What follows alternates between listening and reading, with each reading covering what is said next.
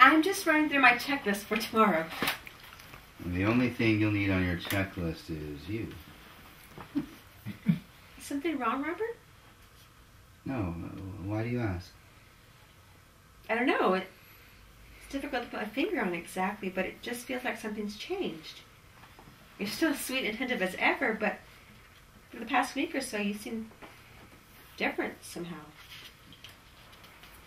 I guess I'm just getting more nervous as the time for our meeting gets closer. Do you realize I'll be there tomorrow night? Of course I realize that. I've been counting the seconds. But what is it you're so anxious about? Oh, about disappointing you, I guess. Well, I don't see why you should feel that way. Come clean. What's really worrying you? Well, I guess there are certain things I haven't told you. Uh-oh. You're married? No, I am not married, and I'm not involved with anyone else. You have some terrible disease? No, it's not that either. No diseases, and before you let your imagination run wild, it's about an area of our relationship we haven't discussed yet. I can't think of any aspect of relationship we haven't discussed. Unless... Of course you're referring to the secrets of the bedroom? You could put it that way. I noticed you never brought up the subject. I assumed it was because you were such a gentleman. Are you telling me you have some dark secrets? That you have some kind of perversion you're ashamed of? Not exactly, no. What do you mean, not exactly? You mean it depends on how you define perversion? No, I just find it difficult to talk about it. It makes me self-conscious. So, what is it you get self-conscious about? It's like, with any woman I really care about, I suppose you could call it performance anxiety. I think with you, I'd be so desperate to please you, I'd be worried about doing anything you might not like. And if I get into that state where I'm so anxious about disappointing you in some way, I might get to freezing up completely and find I'm unable to perform at all. I hate to say it, but that sounds like a typical man's view of what's required in the bedroom. Does it? It sounds to me like you've taken too much notice of the male view of lovemaking as a sport. You make it sound like a competition or an examination. There's nothing competitive about it.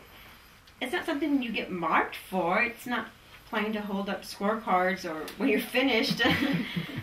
Performance is not what making love is about. It's about expressing intimacy in a physical way. Maybe. But it's difficult to express that kind of intimacy if you're all bottled up by self-consciousness and a fear of doing or saying the wrong thing. It's difficult to express anything when you're frozen by nervousness. And if that happens, you might think I don't find you physically attractive.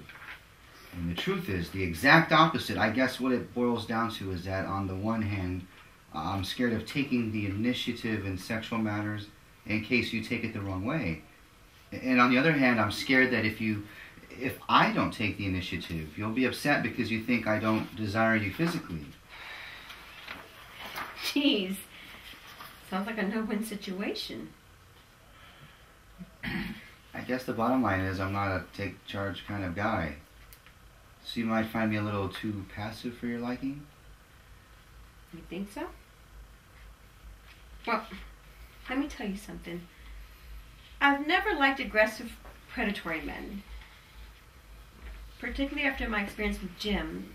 So I'm not looking for a macho stud, if that's what you're worried about. I'm pretty useless unless you tell me exactly what you want and expect of me. You mean you want me to take the initiative and tell you what to do? I guess.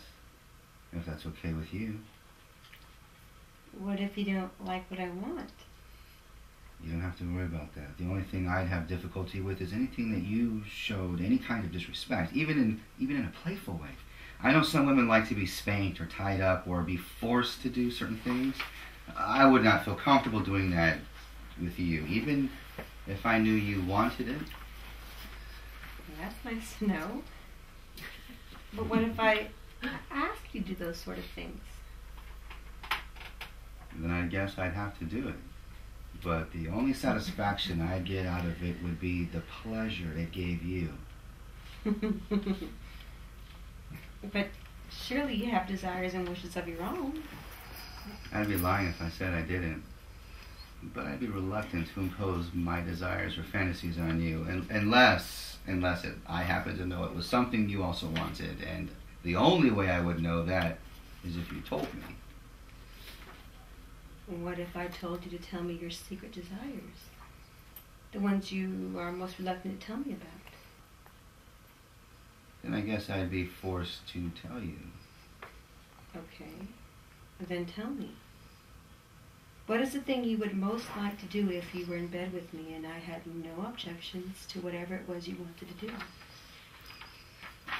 It's difficult to tell you without knowing for sure that you would have no objections to it. Tell me anyway. You said you would do anything I tell you. And now I'm telling you to tell me. So, tell me. Okay. Well, the thing I would most like to do, from a purely erotic point of view, is to worship you like a goddess.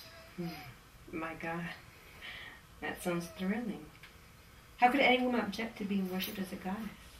Well, you might feel that you are being put on a pedestal and being depersonalized. That you're just a fantasy object. But I'd love to be a fantasy object. Something I've never experienced before. But I'm sure I'd love it. You wouldn't feel I'm losing sight of you as a person. No, I don't think so. I'd be enjoying myself too much to think about anything else. So how would it make you feel?